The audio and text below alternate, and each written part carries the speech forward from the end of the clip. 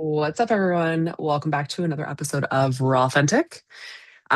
Recording a double this week because I'm going to be gone next weekend in Kansas City and really just outpouring, overflowing of my cup of gratitude because of the people that are in my life. And I really wanted to just kind of take you guys a little bit in deeper into my journey of the people that I've surrounded myself with and kind of the struggles that I've had in friendship specifically and sisterhood, and just really give you guys hope and inspiration that, when you do find your people and you get really clear on that, that it can completely change your life and the trajectory and the path that you're on.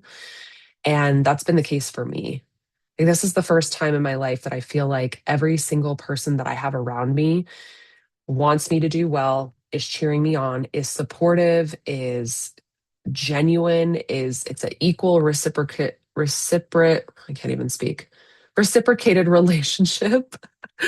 Because there has been so much of my life that has not been the case.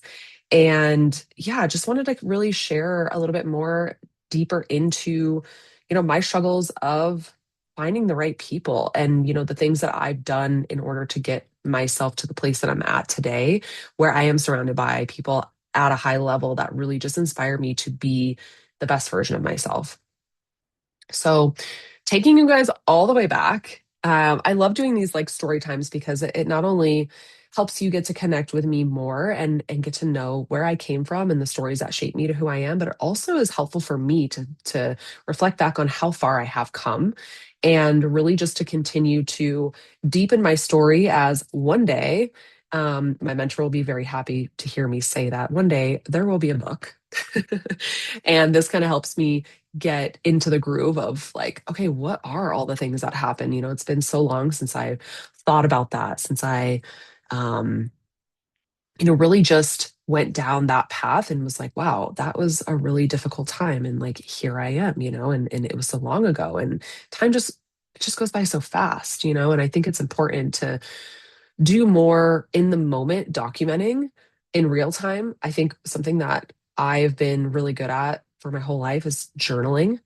Like, I've always been a girly that is like, put the pen to the paper. What am I feeling? What am I struggling with? What do I want to accomplish? What are my goals? What are my visions? And just really get it out on paper.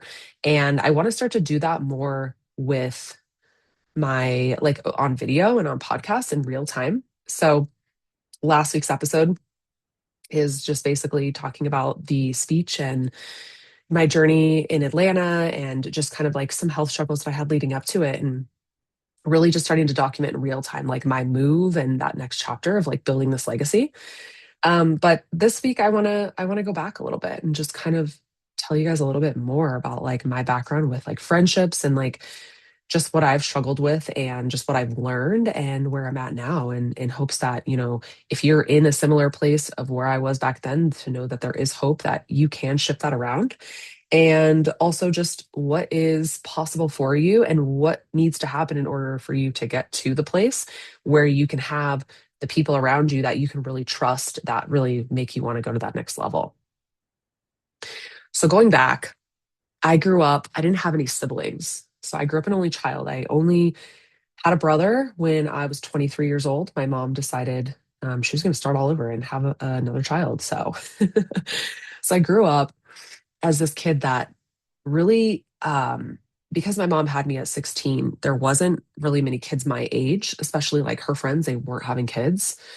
And I spent a lot of time by myself, like playing by myself, not really being around like a lot of kids. I wasn't in any sort of like sports or like extracurriculars or anything like that because at that time, like my mom really couldn't afford it. She was, a single mom. She was trying to get us by.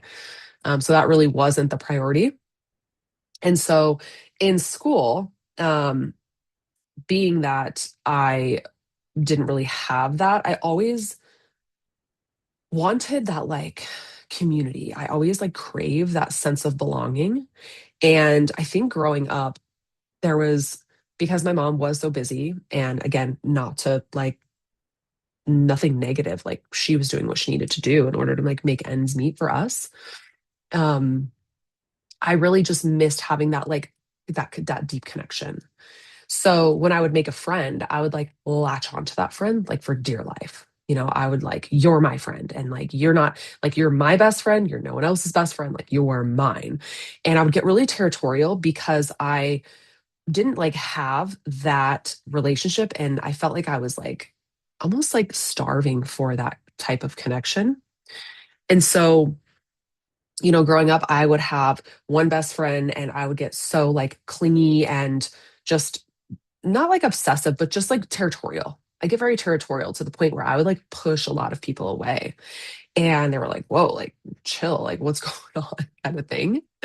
And I feel like from really middle school through high school, I had, like a couple best girlfriends here and there, but it was that like you're my best friend for like a season and then like someone else is like cooler and then like you like abandon me and go like hang out with them and then I'm like left in the dust.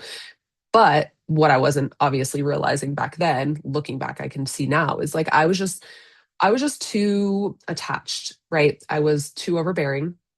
I didn't have any boundaries. I wanted to spend, all of my time with these friends. And I really, again, it was coming from a place of like, I didn't have siblings. I didn't have the connection. I was alone a lot. So when I did have that like connection with a friend, I really just wanted to like, I didn't want that to end. And so that was kind of like one struggle.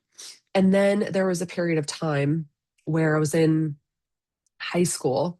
I think it was high school. Yeah, high school and college, where I had a couple friends that I was really close with that the relationships were very toxic. They were very like because I just give, and I'm still this way. I have better boundaries now, and I don't do it with everybody. It's like you have to kind of earn it. Is like I give everything to you, like relationships, friendships. It doesn't matter. Like you get all of me. And I was the friend in high school where it's like, oh, it's twin day. I will go buy both of our outfits. And like, I would bring like hot tea to school and I would like make it all good. And my friend would try it and be like, oh, this is so good. And then like every day I was making her a hot tea the next day. And again, I was just like giving so much. And then I wasn't getting anything back. Like there wasn't like reciprocation there. And my mom always used to like say to me, for like birthdays, every friend that had a birthday, I would like give them a gift. Every friend that I had. And when it came to my birthday, it did fall on summer. So most of the time kids were out of school, like no one would give me a gift. And it wasn't about like, oh, I'm only going to give you something if you give me something back. But I just felt like I was pouring so much into these friendships and also relationships. And I wasn't really getting like, I wasn't feeling like it was reciprocated back. And so there was also some friendships that really just ended up turning toxic where there was jealousy there on their end or like almost like competing type of energies and just like drama and like constant fighting and just like it just was a lot. And I'm like, I'm just like so not down for this kind of like level of friendship. And so there was a period of time where I was so like hurt by the women friendships that I was trying to build and wasn't getting reciprocated from and all the drama that I was like, girls are just fucking drama. Like, I just don't want to deal with girls anymore. And throughout high school, I had like two best guy friends that I was like, oh, okay, like they reciprocate. If I need them, they're there for me. Whereas like my girlfriends, they would only call me when they were having troubles with their boyfriends. And then the second that they were good, then like I took the back seat and it was always like their man over me. And that also like made me feel very bitter and made me feel really rejected because I'm like, I'm only there when it's convenient for you. But whenever I was in a relationship, I wasn't like that. Like I made sure to make sure that my girls were good. And so that was really hurtful for me because I just I I was sick of just being let down constantly. So I was like, you know what? I'm gonna just like befriend guys. And it was great because I had guy friends that were supportive, that would give me the harsh truths and like shit that I needed to know. They were dependable. Like if I was like, hey, I'm moving, like I need help, they would be there to help me and all those things. And it was like refreshing. I was like, okay, wow, this is like so much easier. There's no drama. They're there if I need them. They can help me move. Like, cool. We have fun. Great. So it was just really refreshing. to have that. But then as I was going through like my early 20s, I was like, I really just like miss that girlhood, and like I had girlfriends here and there, but like none that were like super, super solid. I had like one main girlfriend that I'm still friends with today. Um, and her and we met when I think I was 21 or 22. We met in a bar in Vegas because she told me I had nice hair. And I was like, that's my girl. It's such a funny story too. And then we just became like best friends from there. And really from that point forward, I was like, okay, I'm just going to be like really picky about the friends that I have in my life because I just am so burnt out on giving so much and feeling like it's not being reciprocated. And I just don't have time for the drama anymore. And so basically, fast forward to like mid 20s, I had like a friend here or there that like I would get close with. And then there was probably like three scenarios where I got really, really close with a girl. And then she completely just ghosted me, like just stopped talking to me completely. And I was like, oh my God, what the fuck is going on? And I'm like, this feels like a repeat of what I was experiencing almost in high school, where it was like on to the next friend. And I'm like, what is going on? Like, what is happening? And that was really painful. Like for me, it almost was more painful than like a breakup because I poured everything into this friendship and they got to know every deepest, darkest secret ever of me and were with me, a lot of them through different breakups, different life transitions, job, stuff like that. And like we're at family gatherings, like my family loved them, went on trips together. And all of a sudden, like this person's not in my life. And I'm like, this is really painful. So at the same time, I was also having the same situation happening in relationships where I felt like I was being abandoned. And that was like a big core wound of mine, is like this abandonment wound that I'm like, okay, once I have someone good in my life, whether it's friend or relationship, like it's not a matter of when they leave, if they leave, it's just a matter of when. So I just started like having this fear that everyone was just going to like abandon me. Right. And again, like going back to the beginning, it's like all I wanted was that like belonging, like that just connection. Like one of my top values is connection. And this was all going on. And at like 20, I think it was like 25, 26 years old, I was like, you know what? I need to get therapy. Like, what is going on? Because my thing is, if the same thing keeps happening, the common denominator is you are the problem. And so you need to figure out like what you are doing or giving off to make this same pattern repeat over and over and over. So I was like, I'm going to take it in my own hands. I'm going to figure out what the fuck's going on. And what at that point I was in more of like a victim mentality of like, what's wrong with me? It's like it's not what's wrong with you. It's just like understanding your past and how you're coming off and what you're attracting and what you're repelling. And so I started going to therapy and just realized like this abandonment, fear that really stems from my dad not being around and then my mom emotionally not being there just because she was working a lot and not like feeling like I had that sense of belonging. And so when I got a taste of that, I just latch on. And so I went to therapy and worked on this a lot. And it helped me tremendously because from that point forward, I started to attract more friends that were reciprocal relationships. But then we entered an era of, okay, these are reciprocal relationships. However, I am attracting friends now that I know all of my like trauma and like all the things that like my dad left me and this, all that, and the other. And now I'm connecting with girls based on trauma and like almost trauma bonding, if you will. And I was like, oh my God, your dad left you. My dad left me. Oh my God, this happened to you. This happened to me. Oh my God. And it was just like every girl. And like, it was interesting because I felt like back then connection was connecting on your deepest like traumas because like if someone knows what you've been through and they can relate like that bond is tight like and it's deeper. It's not just like surface level anymore of like, oh, I just want to go party and get fucked up and like whatever. It's like it is based on like real shit. So I started then attracting all these friends that like when we would get together, it was just like talking about our past and how like fucked up and damaged and whatever. And we can't have this because that happened. And just like really just like the victim mentality. And it was so interesting because I did build friendships with these people in these low places. But then when I started to like not be in a low place, not be depressed, not identifying with my trauma, it was almost like we had nothing to relate to anymore. It was just like, let's just talk about how horrible our life is. And then when it's great, we don't like align on like the vision of the future. It was just like we really connected over like our shit. And so I was running into this place where I was like, okay, I'm making deeper connections with girlfriends, but now I feel like they're holding me back because I want more for myself and I want to talk about other things other than like everything horrible that happened to us in our childhood. And that's like not the people that I'm around. And the people that I'm around are not inspiring me to go to that next level. They are keeping me stuck where I'm at.